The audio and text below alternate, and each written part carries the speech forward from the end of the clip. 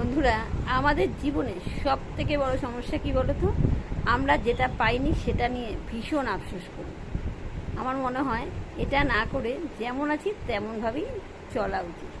যাদের বিয়ে হয়নি তারা ভাবছে বিয়ে হলো না, আহারে বিয়ে হলে বোধহয় কত কী পেতাম, কত সুখ শান্তি। একদমই না। যাদের বিয়ে হয়নি তোমরাই ভালো আছো।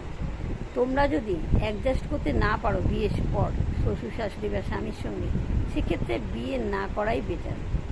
আচ্ছা, 2 নম্বর, যাদের বিয়ে হয়ে গেছে তারাও আফসোস করছে কেন বিয়ে করলাম। আফসোস না করে যেমন আছো তেমন থাকো। যদি সপাটে চড় খেতে হয়, সপাটে চড় মারতেও হবে তোমাদের। ওইভাবেই তোমাকে ভালো থাকতে হবে। আর যাদের সন্তান নেই তারা ভাবছে, আহারে আমার যদি একটা সন্তান থাকতো তাহলে আমার দুঃখ কষ্ট সব দূর করে দিত।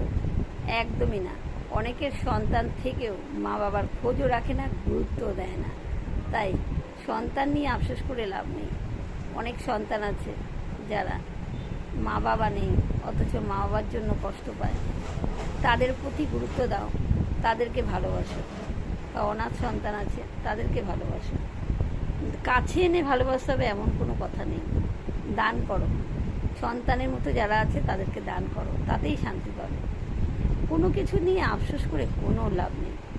এই জন্মে যা যা ভোগ করতে হবে করতেই হবে, কিচ্ছু করার নেই। তার জন্য আফসোস না করে একটা বাঁচার পথ খুঁজে নিতে হবে নিজেকে ভালো রাখার। এছাড়া আমাদের কিচ্ছু করার নেই। আমরা কেউ ভালো নেই। এই যে আমি তোমাদেরকে এত কথা বলছি, আমি নিজে কি ভালো আছি? একদমই নেই। কেউ ভালো নেই। সবার ভেতরেই ক্ষত আছে। সেই ক্ষতগুলোকে চাপা দিয়ে রাখার জন্য, বলে না শাক দিয়ে মাছ ঢাকে, ওরকম ক্ষতগুলোকে চাপা দিয়ে রাখার জন্য, নিজেকে ভালো রাখার জন্য একটা পথ বেছে নাও।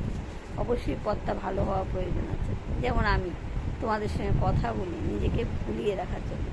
সবাই কিছু না কিছু করো নিজেকে ভুলিয়ে রাখার জন্য।